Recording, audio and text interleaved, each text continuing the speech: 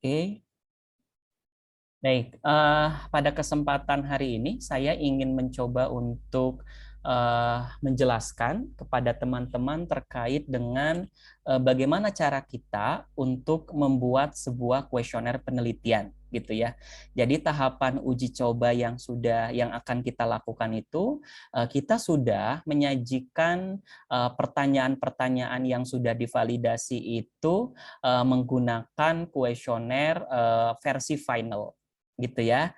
Nah, kita lihat teman-teman pada contoh kuesioner-kuesioner yang sudah teman-teman peroleh gitu ya. Jadi nanti itu akan sesuai dengan kuesioner yang teman-teman pernah dapatkan dari kakak kelas ketika mengisi pengisian kuesioner gitu ya. Jadi uji coba yang akan kita lakukan itu kuesionernya sudah betul-betul dibuat seperti format final gitu.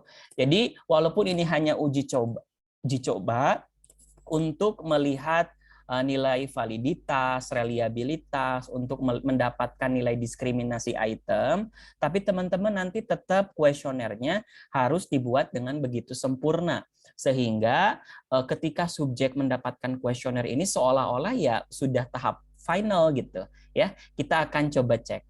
Nah, yang pertama, teman-teman tetap ketika akan bikin kuesioner untuk nanti ya, teman-teman ada yang namanya bagian opening. Apa itu opening? Opening itu adalah pembukaan lah Pak ya. Pembukaan apa? Pembukaan itu isinya adalah satu, menyapa responden. Assalamualaikum warahmatullahi wabarakatuh. Selamat pagi saudara-saudara semuanya. Oke, itu adalah menyapa.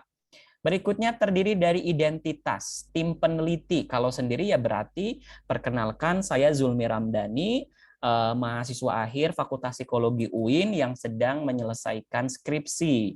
Nah, kalau teman-teman nanti berarti perkenalkan kami dari tim peneliti mata kuliah konstruksi alat ukur Fakultas Psikologi UIN Sudan Gunung Jati Bandung, bla bla bla bla bla bla gitu.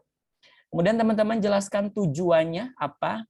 Tujuan dari kegiatan ini yaitu adalah untuk mendapatkan misalnya adalah masukan, kemudian ingin mendapatkan kritikan gitu. Tapi kalau biasanya kuesioner ini adalah untuk menggali informasi tentang pengalaman belajar saudara-saudara semuanya. Gitu ya. Nah, sebaiknya teman-teman ketika akan membuat kuesioner ini, teman-teman tidak perlu menuliskan bahwa kuesioner ini tentang empati, kuesioner ini tentang regulasi emosi, kuesioner ini tentang student engagement, itu nggak boleh. Ya, menuliskan variabel langsung itu nggak boleh. Jadi teman-teman yang dituliskan itu adalah ilustrasi yang lebih operasional. Kenapa kita nggak boleh menuliskan variabel? Nanti orang akan langsung mengarahkan mereka mengisi bahwa instrumen ini tentang empati, tentang bullying, tentang lain sebagainya. Sehingga nanti tujuannya itu adalah tujuan kuesioner ini adalah untuk menggali informasi tentang pengalaman saudara ketika pembelajaran di masa pandemi atau apa. Gitu ya. Kemudian request meminta tolong, oleh karena itu kami meminta bantuan saudara untuk mengisi selama 5-10 menit kuesioner berikut ini. Gitu ya. Nanti ada waktu pengerjaan dan terima kasih. Oke, ini adalah bagian pertama, menyapa identitas, tujuan, apa yang diinginkan waktu pengerjaan. Oke, ini adalah opening. Yang berikutnya adalah informed consent. Nah, informed consent ini adalah lembar persetujuan sebenarnya di dalam etika penelitian gitu. Tapi kalau dalam kuesioner karena dianggap terlalu kompleks sehingga nanti informed consent-nya itu berisi tentang pernyataan yang itu berisi tentang kesediaan subjek ketika mengisi. Contohnya apa? Contohnya seperti ini. Apakah saudara bersedia mengisi kuesioner berikut ini? Ya atau tidak? Saya menyatakan bahwa apa yang saya isi adalah betul dan saya sukarela untuk mengisi kuesioner ini. Oke, ini perlu informed consent sebagai salah satu bentuk kevalidan dari data yang kita teliti. Berikutnya setelah informed consent, teman-teman sajikan tentang data demografi responden atau identitas responden. Tergantung kebutuhan, mau data apapun mangga gitu. Tapi secara umum ini yang harus ada. Jenis kelamin, usia, suku, lama bekerja, semester, dan agama. Ya, ini beberapa indikator yang secara umum seringkali ditanyakan pada data demografi. Ya, silakan nanti teman-teman tergantung teman-teman.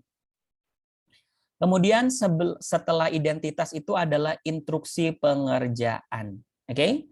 Instruksi pengerjaan atau instruksi kegiatan, misalnya teman-teman menjelaskan kuesioner ini terdiri dari berapa bagian. Biasanya kalau bagian A itu adalah PG, bagian 2 adalah essay, atau lebih dari 3 bagian. Teman-teman jelaskan. Kemudian setiap bagian itu terdiri dari berapa item, ya. Tugas saudara adalah untuk menjawab setiap bagian itu dengan memberikan sikap saudara pada jawaban sangat setuju sampai sangat tidak setuju. Gitu ya. Ada keterangan sangat setuju itu apa poinnya, sangat tidak setuju itu berapa poinnya.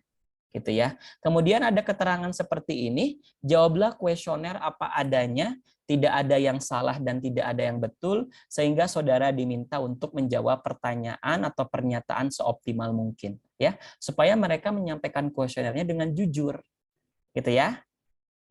Kemudian bagian kuesioner langsung kepada isi, ya, tergantung pernyataan dibuat sesuai dengan jenis skala, rapih tulisannya, harus jelas tulisannya, dan formatnya menarik. Ini adalah bagian kuesioner.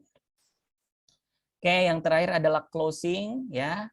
Ucapkan terima kasih banyak atas pengisian kuesioner.